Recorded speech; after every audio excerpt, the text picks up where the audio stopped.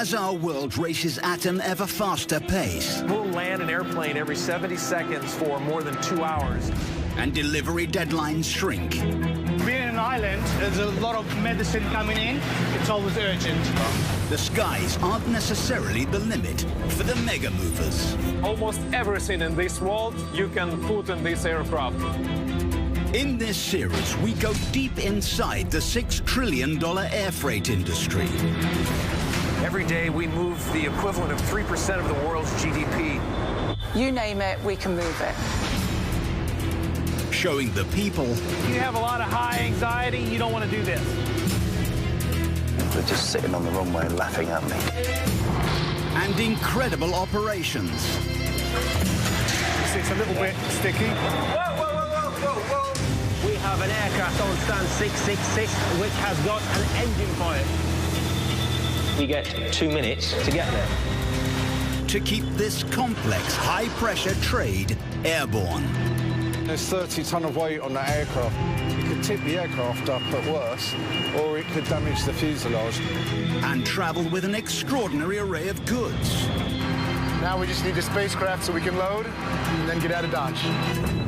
From out-of-this-world giants, life-saving medical supplies. It's a very good feeling knowing that every day we are shipping medication that could improve someone's life. Perishables. Nobody is in such a hurry as a dead salmon. And components for some of the greatest spectacles on Earth. 21 races. If it took 3 weeks to get it there by sea, we need a 63-week year.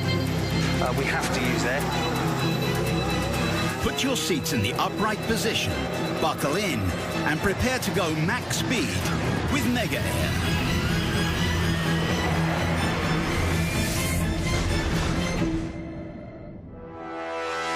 In this show... Here you go, here it is, here it is. Woo! A flying whale that drives an aircraft manufacturer touches down. Impresses me still every day. Really good aircraft. And sends a trainee into a tailspin. It's okay, no? No? Yeah. Absolutely stressed to the max. An American petrolhead goes to extraordinary lengths. And it runs. To enter the world's oldest motoring event. I hope this isn't the bike path. This is a bike path, I think. We're on a bike path. And in the USA, a global delivery service... Wow, it is really cool. ...takes possession of a shiny new present. If it ain't a Boeing, it ain't going. Worth hundreds of millions of dollars. Poking around a little bit. A leftover dessert. Hungry?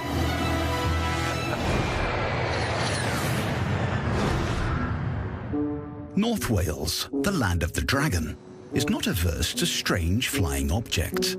But one in particular almost beggars belief. Is it a bird? Is it a plane? Is it a whale?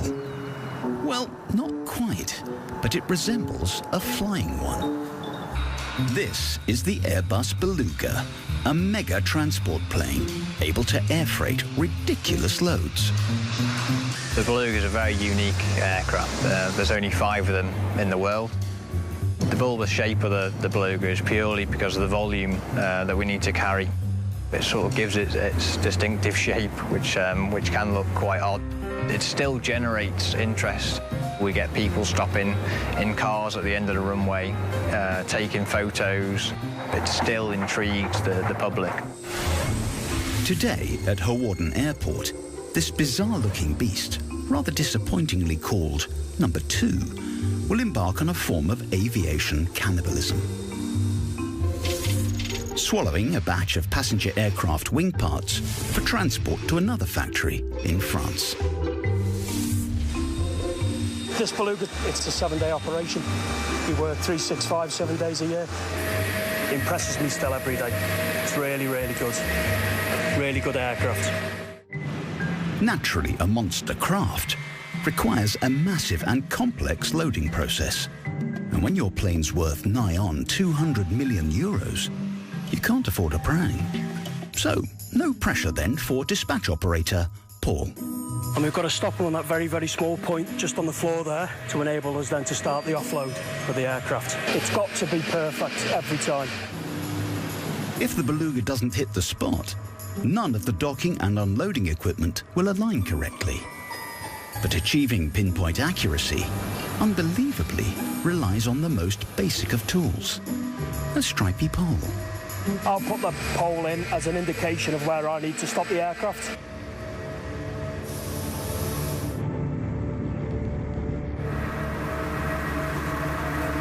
Take it to site 5-1, please, Dave. Straighten it up, mate. Back to 102 if you can. I'll be in constant communication with the tow ballast sub driver. Okay, straight on that.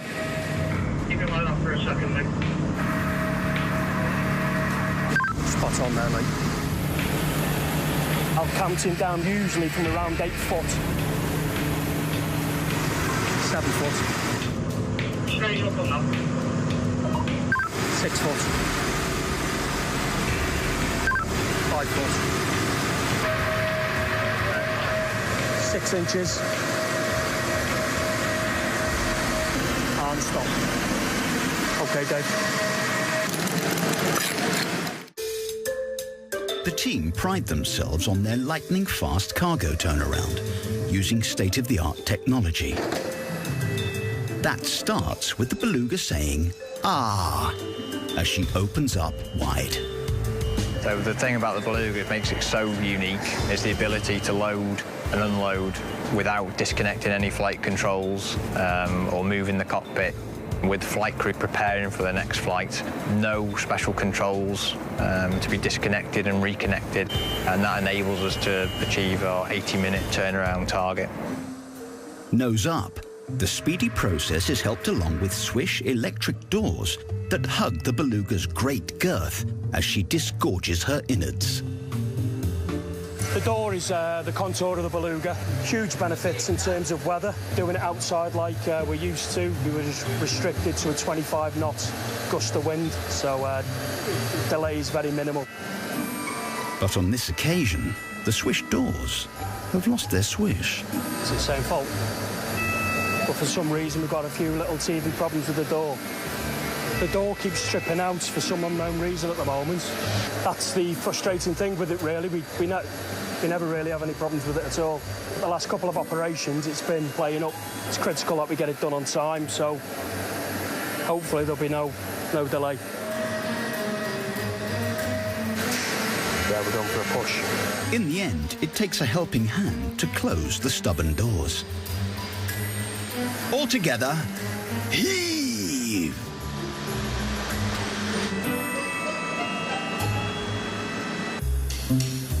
After that untimely delay, the pressure is now on Paul to hit the beluga's 80-minute turnaround. We'll commence the offload. We've got a strict timescale to adhere to, so every minute counts.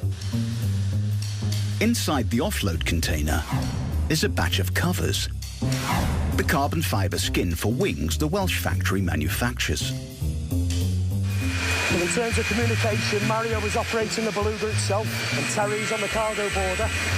We've both got to make sure they're aligned and they've both got to communicate at all times.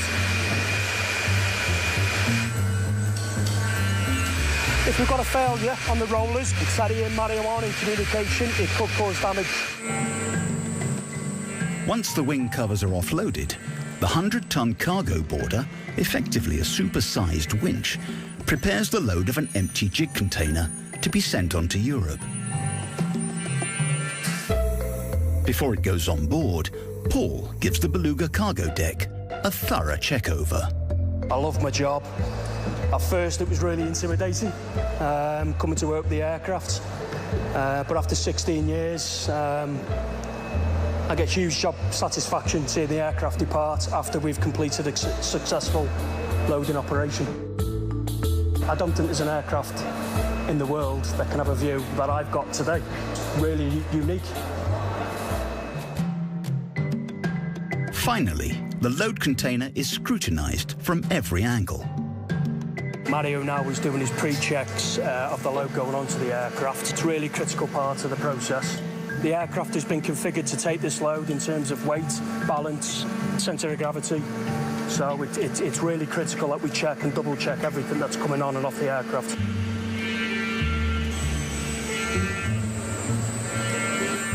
This is the whole shipment going in, and this is it, really. It's quite straightforward. It's one on, one off. We're doing okay.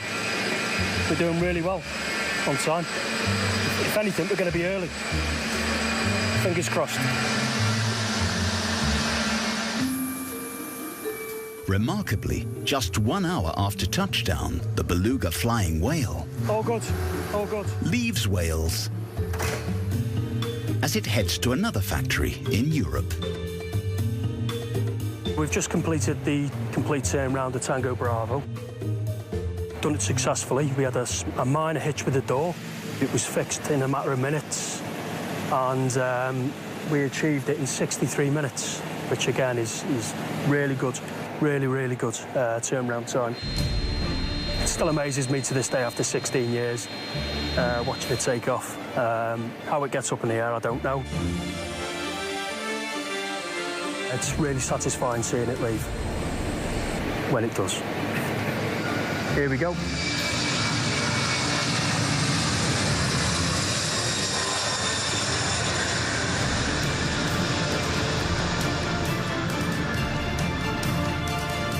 Another successful operation.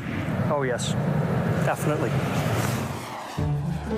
But the fun and games aren't over.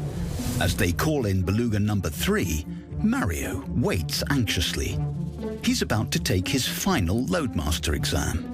A little bit nervous, I suppose, but I'm pretty confident about what I'm doing. To ramp up the pressure, he must successfully oversee the load of a gigantic wing for the A350 long-distance passenger jet. The big question is, will Super Mario rise to the challenge? 105, 105. 105.5. It's okay, no? No? You understand, Mario? Yeah.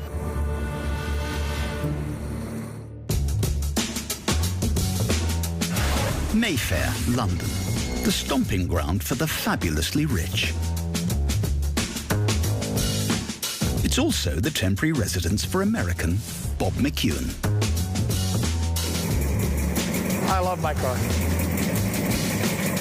I am a caretaker of history. Bob's also not short of a buck or two and has forked out thousands to air freight his beloved 1903 Packard car all the way from the good old USA. This is one of my favorite cars. I bought the 1903 Packard in 2001, and it was a pile of pieces that came out of an auction in Denver, Colorado, which is where it was sold new by Packard. It took me 5 years to restore the car to where you see it now. Bob's flown his car thousands of miles to take part in the annual London to Brighton Veterans Run. Apparently the world's longest-running motoring event, but definitely the slowest. Hordes of antiquated automobiles, some steam-driven, gasp and splutter their way 60 miles to the South Coast seaside resort. With a fair wind and steep hill, some even hit eye-watering speeds of 20 miles per hour. You know, we all know one another. Oh, nice to see you again. Oh, how's your car going? Oh, it broke down. It's great. In 1904, the speed limit in England was raised from 8 miles an hour to 12 miles an hour. And so the Brighton Run was started to commemorate that. So it was for 1904 and earlier cars. And they get about 500 every year to do the run. In 2006 was the first time I did the Brighton Run in this car, and we've done it 8 times since then. We'll end up in Brighton at 3:30 or so, and have a drink on the shore in Brighton, and then the car reverses the procedure to come home.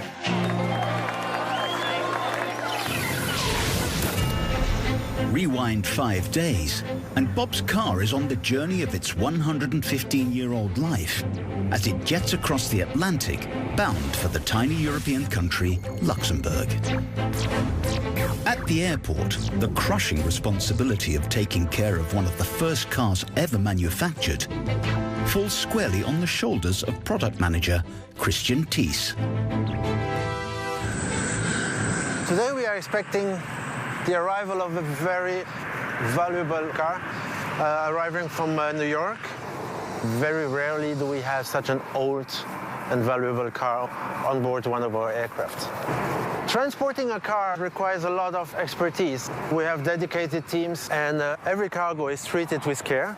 But obviously, I mean, such a car, which is irreplaceable, special attention is also given to it. As the Boeing 747-8 freighter, bearing Bob's car in its 30,000 cubic feet belly, draws to a halt, the ground crew spring into action. So the freighter has landed and everything is getting prepared to offload the complete aircraft, where we have about 120 tons loaded on 42 aircraft pallets. That's a side door where we are able to offload cargo which is, we can go up to 3 meters high. And on the front, there we can offload pieces which are much longer. Here is the famous car coming directly from New York into Luxembourg. It made all the way over the Atlantic, and here it is. Proudly standing among the packing crates is a priceless piece of rolling history. The Ford Packard is only the second car to successfully drive coast to coast across America. So the ground crew better handle her with due deference. One false move could dent the immaculate Packard's bodywork and their cargo handling reputation. Conditions have to be good, check that everything is all right, and that the customer are happy with it, of course. But as the critical moment arrives, classic car nut Christian is completely distracted, lost under the Packard's bewitching spell. Let me also take a picture. Are you a car fan? Yes, I am. Yes, I have an MGB from 1974. Yes, it has actually the same color as well. Looks like it's brand new. So this will move backwards and then will be turned and then taken out on the side cargo door. Our loading system inside of the aircraft is fully automated, so we only need actually one, maximum 2 people to have the 747 offloaded completely, and this can be done within an hour. Yes, Cargo Lux's cunning plan to eradicate human error is to use as few humans as possible. Instead, a variety of high-tech machines whisk the Ford Packard off the 747 freighter. So right now the car will be transported via a pallet transporter to avoid any big shocks. Now the Packard 1903 has been offloaded almost 20 minutes after arrival of the aircraft. Of course, when the car reaches the warehouse, there's not a human in sight. The Packard is assigned its stacking bay via computer. Now the car has entered in the stacker system, where the pallet together with the car will be stored. The stacker system, as you can see, is fully automated. There is no people inside, so also nobody can touch the car. And of course, the last part of the journey will take place soon. And this will be done by truck from Luxembourg into London. And we all hope that the car will arrive safe into London. The final leg of the Packard's epic journey will be a 300-mile road trip by truck before it can be safely reunited with doting owner Bob. It's fabulous. Looks like it's ready to go. But being in the hands of its cavalier owner means the Packard's danger is far from over. Oh, I forgot. Jeez, I'm driving on the wrong side of the road.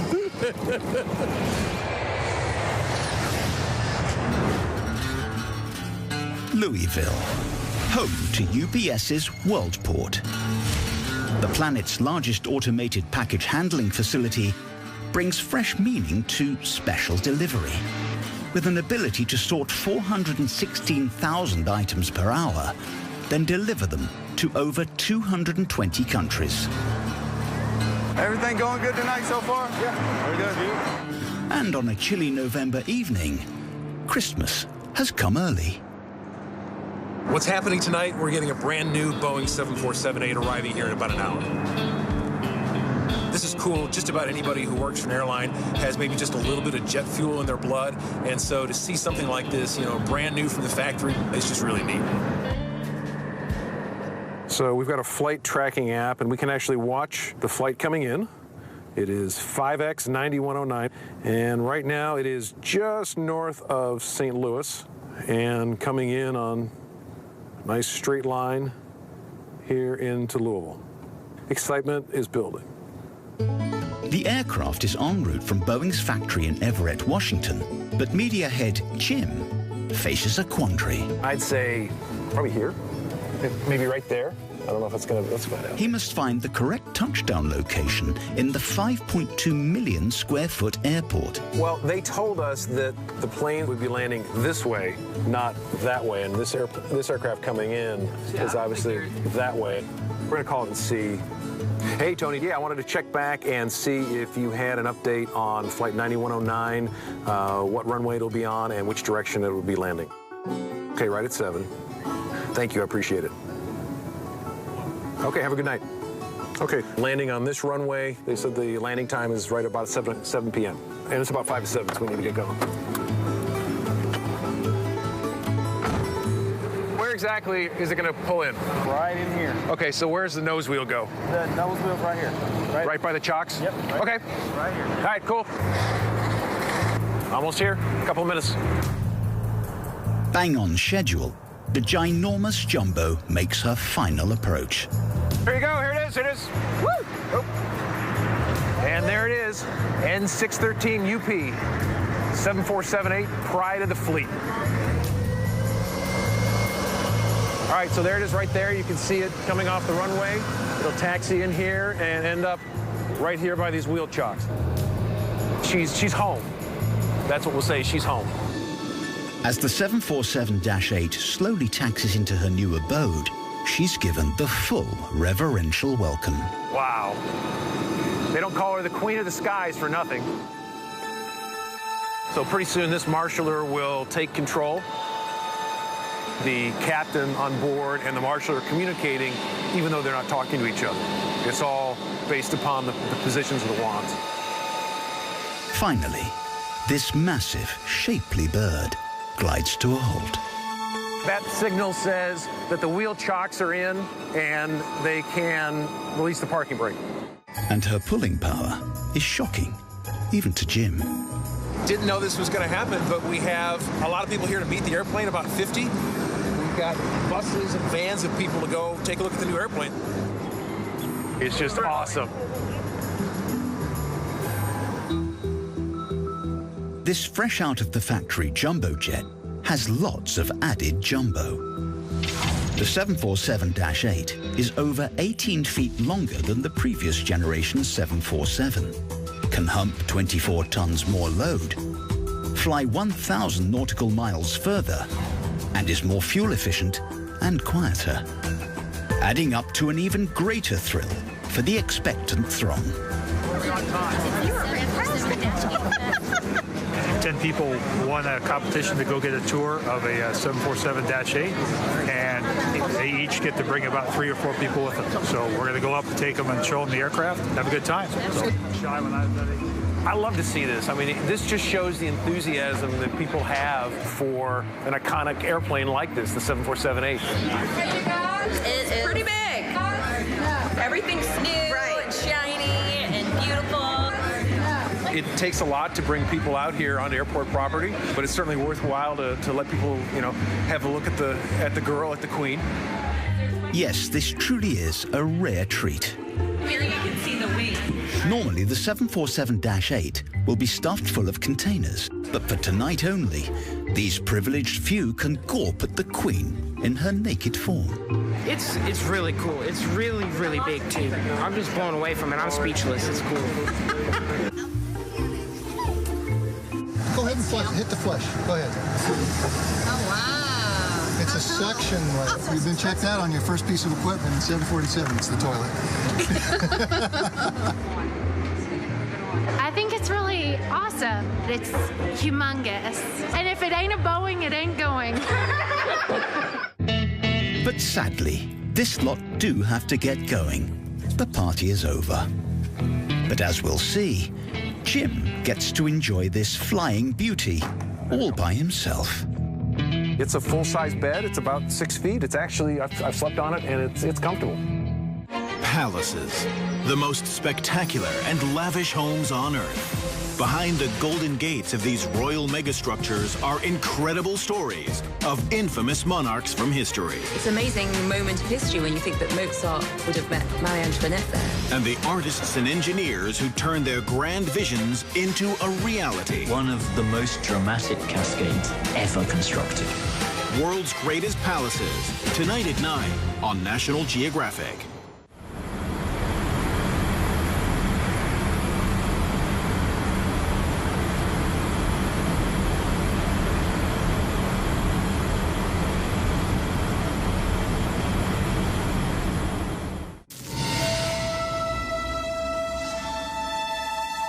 Hey, guys. It's time to suit up. What year are we in now? So you're saying to save S.H.I.E.L.D. We have to save Hydra. Marvel's Agents of S.H.I.E.L.D. final season premieres May 28th, Thursday at 9 p.m. on Fox. Can traveling make you happier? We think so. Every weekend, make memories all over the world with Nat Geo Travel. Wow, what an experience! This explosion of flavor. I am so excited. So, are you coming with us? Your bucket list of adventures starts here. Nat Geo Travel, every Saturday and Sunday at 4:10 p.m. on National Geographic. Every Monday to Friday, starting from 2:20 p.m. We're bringing you the best of Nat Geo. Got him on! Goes bang. This is a huge snake. I'm about to go into the Maya underworld. Entertain your brain while you're at home with Best of Nat Geo. Monday to Friday, starting from 2:20 p.m. on National Geographic. In Mayfair, London, Bob McEwen is about to rendezvous with his ancient 1903 Ford Packard car. The American forked out big bucks to air freight it from the United States. And now it's approaching the end of a 4,000-mile journey. Hi, Bob McEwen. Hi, Bob. Shane from Bespoke. Nice to meet you. Hi. You picked us up. Picked us up from yesterday. Heathrow. Yesterday from Heathrow for you. And so we're ready to go. Ready to go. Just got to unstrap it, and she's all yours. Perfect. We're good. We're doing it. We're good. Thanks. Bob last saw his car a week ago, and now he's beside himself with nervous anticipation. It's fabulous. I'm glad it made it. Wheels aren't broken, nothing wrong. Looks like it's ready to go. 3 of my friends' cars ended up in Antwerp instead of here, and they'll miss the run this year. But not this one. It made it.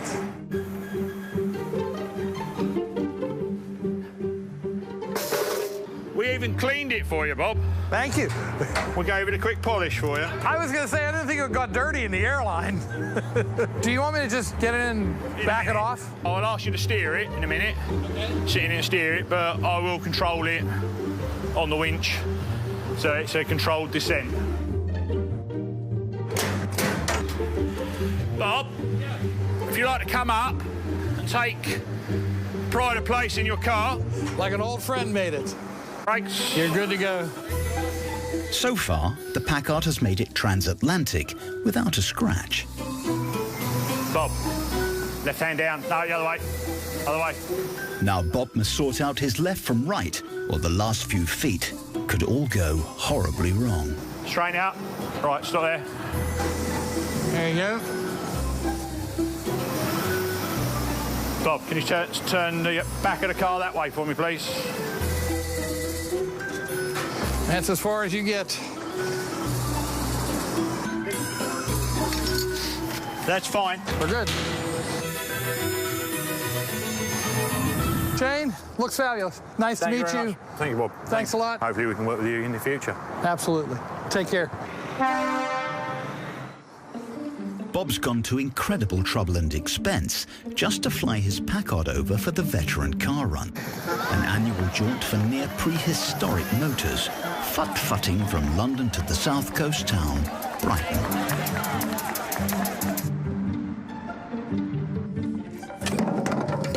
And sometimes you drop things. All I needed to do was hook up the battery here, which is plus and minus. As it's only 4 days away, Bob gives his Packard the once-over to check everything's in full working order.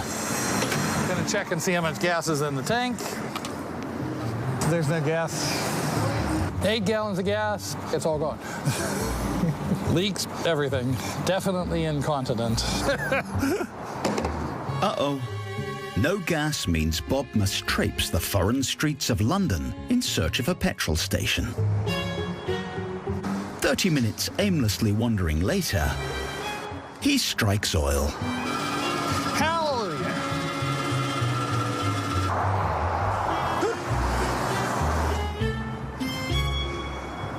Well, we put gas in it. We've got the fuel turned on. There we go. Hey, hallelujah. Starting the Packard is a challenge in itself. There are no keys or, God forbid, electronic ignition.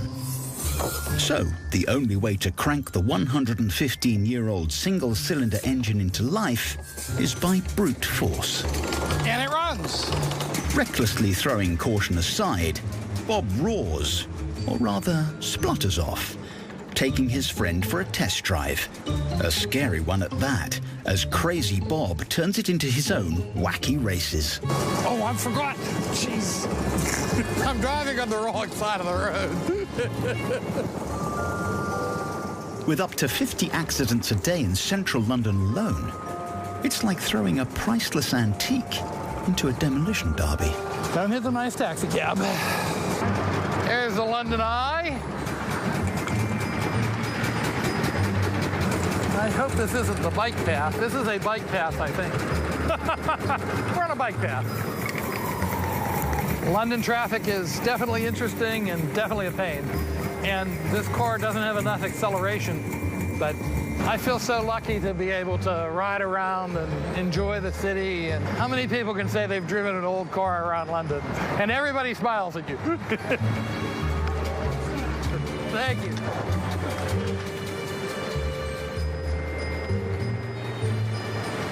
This car's running terrific. We got a little bit of gas in her, and she's happy to run around. Perfect for London. So, despite a couple of near misses, Bob's Packard survives the London Gauntlet unscathed. Next is the big one, the veteran car run. Hey, Mitch! Go Wendy! But little does Bob know, there would be a savage twist to his motoring fairy tale.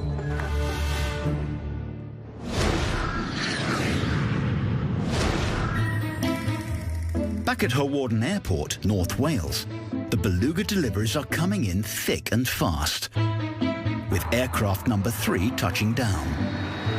The Beluga that's arrived is taking a right-hand A350 wing. It's a big wing. On its own weighs about 21 tonne as well. So it's a pretty hefty wing that we're sending today. These giant air freighters make daily shuttles around Europe, delivering plane parts for Airbus. But this next job is anything but normal for trainee loadmaster Mario. So today we're going to be doing my loadmaster test, so just see how it goes. So hopefully it all goes well. We're testing today on the communication skills with the crew of the aircraft. I'll be tested on offloading the plane, loading the plane safely. Passing this test today, it can be big. There's like exciting opportunities to fly around Europe on the Beluga. So yeah, it means a big deal to me, yeah. Shadowing Mario is Jean-Yves Berry, or Chuck Berry, as the Beluga wags like to call him. He's a man who loves to bring a dollop of Gallic flair to the party. My job today, to release Mr. Mario Merolo, Loadmaster. Mario's test begins as the giant Beluga nose is peeled open, ready for the cargo offload. Now you can release the button. After 1 meter? Yeah. After now, the temperature. Yes, yeah. Mario has his work cut out because next he must figure mental arithmetic that would give Pythagoras a run for his money. 125.5, okay. 105? 105. 105.5. We can't input 0.5 on a computer? Possible? Yeah, yes. Is it? Yeah. Okay. It's okay, no? No? You understand, Mario? Yeah. He must instantly calculate the beluga's angle, center of gravity and weight, including estimated fuel, so the jack operator can perfectly level the aircraft, ready for loading. It's okay? So it's only 1 ton. Yeah. It's good for you? Everything okay? Yeah. Let's go, Mario. Calc's done. Now it's the moment of truth, whether Mario's sums add up. I'm stressed out here. I'm absolutely stressed to the max. Yes, 88, 87. Perfect. So far, so good for Mario, for me. He's done one of the main bits, which is the jack configuration.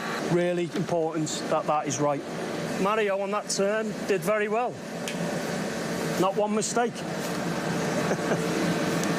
OK, happy days. With a resounding tick on his speed maths test, Mario sends out the cargo crate to collect a wing for the huge A350 passenger jet. Spanning around 4 London buses long, it promises a tight squeeze. I'll have a little walk around now, making sure it's in the right orientation, the right number. Make sure nothing's loose before it goes onto the aircraft, as I'm the last link in the chain, as I say. So here's quite a lot of pressure. I'll just have a little walk around and then we'll wait. Yeah, okay. Direction is okay? Yeah. MSN? MSN. 234. Okay. Correct, yeah. Wing, we have, right, okay. Yeah, wing, not left, huh? Right. Correct. Make sure we got the right Very one. important, okay? Yeah. We don't want to send the wrong wing over. It's okay for you, Mario? Okay. Allez, let's go. So far, Mario hasn't put a foot wrong. But inside the beluga, there may be hidden hazards that could trip him up. So yeah, we just have a bit of a general walk around of the hold, just to make sure nothing's falling off onto the rails for when we load the plane. So it's just a visual check. It's important, oil leak, you know, because it's very toxic. Yeah, erosion, corrode. Yeah. Ah, there is. Here, feel there. And very slippery. Which we just spotted, a small hydraulic leak, which can be quite dangerous for the aircraft because of the corrosion. We need to call maintenance up just to give it a bit of a clean up. Otherwise, it could get a lot worse. As it stands, Mario's doing a really good job under the pressure, and there is pressure today. We've managed to get the aircraft docked. We've completed the offload, and now we're just about to complete the load. He's doing really well. With the oil leak scrubbed up, Mario gives the all clear to start ingesting the massive A350 wing into the beluga's belly.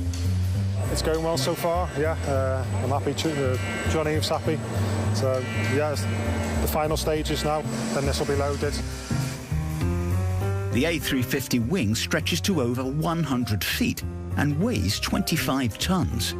It seems impossibly big, but the beluga swallows it in one gulp. I've made it. Good job. Thank you very much. Good job. Thank you. Everything went well. Yeah, happy. Exciting times ahead. But just as Mario can taste the glory of qualified loadmaster, the wheels come off. Or rather, a printer malfunctions. We have a problem with the printer. Ah, yeah. Something wrong with the computers. Paperwork is an essential part of the beluga operation. The printer has malfunctioned. We need that paperwork to come off, as we've got another aircraft inbound. It's critical to avoid any delays on Tango Delta, which is coming in. So I need the printer working sooner rather than later.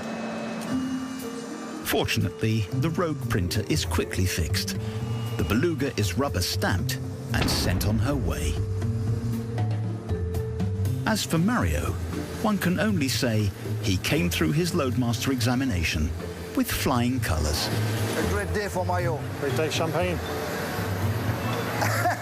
Okay. All's gone well. So yeah, I'm all passed off now.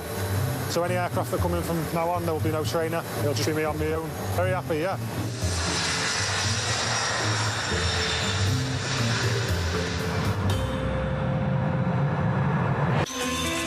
this June on National Geographic Network. Gordon Ramsay is back to unearth world cultures through food and adventure. Oh my God. Be amazed by the sophisticated tactics these apex predators developed to rule the ocean. Ex-MasterChef judge Gary Megan visits 12 families in India to uncover their culinary secrets.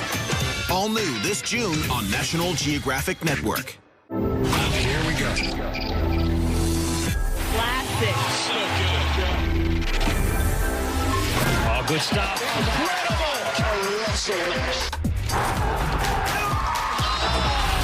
Absolutely stunning. Electrifying the crowd. Oh, she read it. And that's it. What a treat this has been. Grand Slam Classics. Every night, 10 p.m. on Fox Sports 2. Heathrow, Britain's biggest and busiest airport, is under pressure like never before. Unbelievable. Totally messed up. From disruptions in the skies. This is a crime scene. Gonna be drugs in there. To drama in the terminals. There's no break for the staff dealing with over 80 million passengers a year. Oh, I think it's going to be good fun. Heathrow, Tuesday nights at 10:25 on Nat Geo People. National Geographic is sending Gordon Ramsay Seriously? on a tasty adventure. Let's go. To connect with cultures around the world for food. Oh my God. Adding a dash of danger. You can do it. You're a tough guy. Humor. Are you crazy? And humility to taste. Spicy? Everything's numb. Gordon's back on National Geographic, feasting through all new locations. From a chef's point of view, truly inspiring. Same day as the U.S., Gordon Ramsay Uncharted on National Geographic.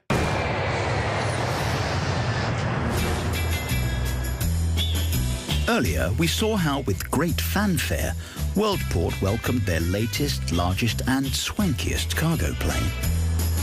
Oh, here it is, Woo! A 747-8 to their home at Louisville. Wow. They don't call her the Queen of the Skies for nothing. A select crowd were given a privileged peek. I think it's really awesome. It's humongous. I'm just blown away from it. I'm speechless. It's cool. But now the party's over.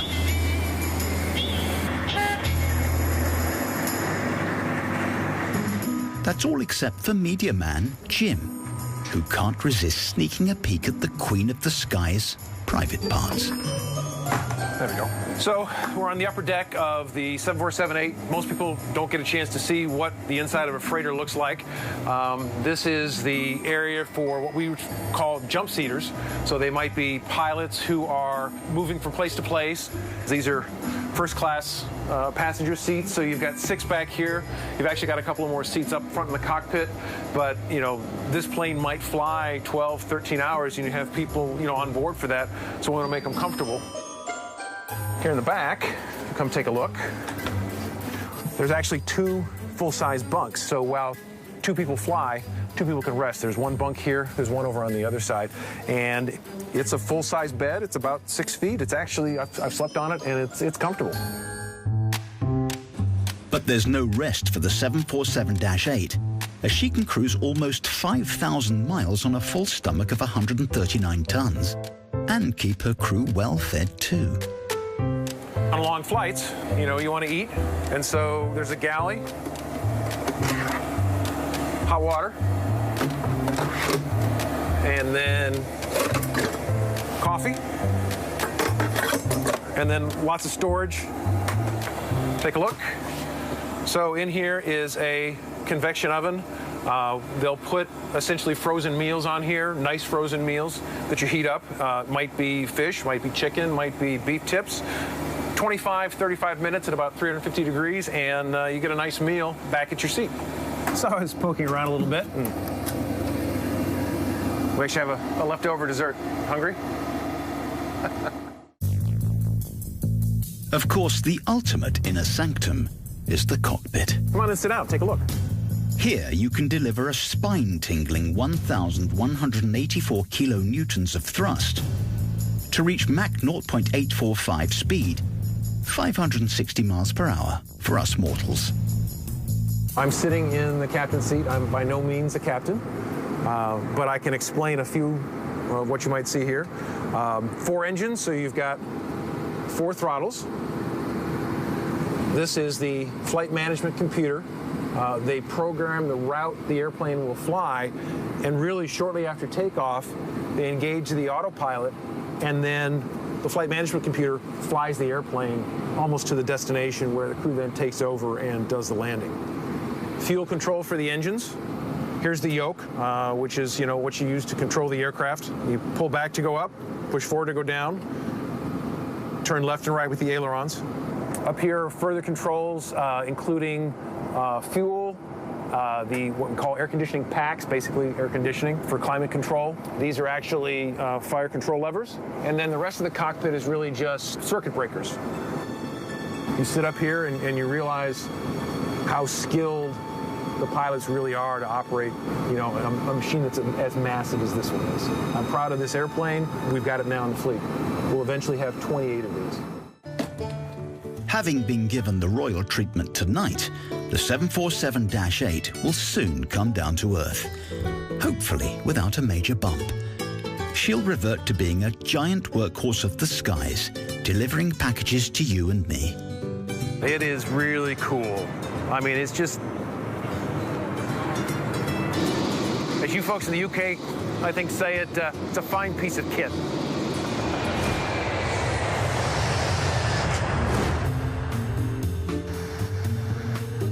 In Hyde Park, central London, it's the day of the veteran car run. Around 400 historic 100-plus-year-old automobiles and some almost equally ancient owners cough and splutter as they warm up for the big one, a 60-mile amble to Brighton on the south coast. This is the most famous old event car in the world, the London to Brighton. There is nothing else like it in the world. It's great. I just like the pageantry and the drama. It's absolutely fantastic.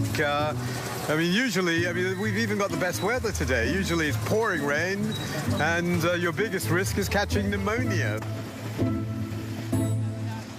6 minutes before the first car will be crossing the start line.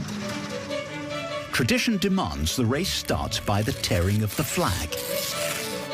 And with the flag torn, the intrepid owners tear off. Well, in a manner of speaking. Hey, Mitch! Go Wendy! It's all systems go, apart from one hapless individual. Our man from the USA, Bob, is on the sidelines, reduced to the role of spectator. Friday morning, we were driving the car around London, and for some reason, the connecting rod bearing failed. Would have dramatically hurt the car if we kept going. We've done major effort to get the car here, so it's extremely disappointing. We just can't describe it. Probably spent $15,000 to get the car here. It's just horrible. So, as the veteran cars merrily wheeze their way south to Brighton, Bob's Packard heads in the opposite direction for shipping back home to America. Not that this whole sorry affair has put the brakes on Bob. I love my car. We'll take it apart and fix it, and it'll be back running again. We'll be back next year, for sure. We're going to have a good time again.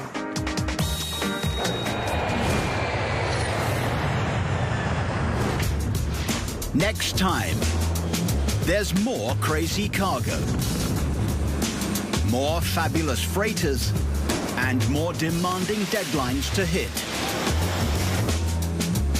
As Mega Air cranks it up to the max.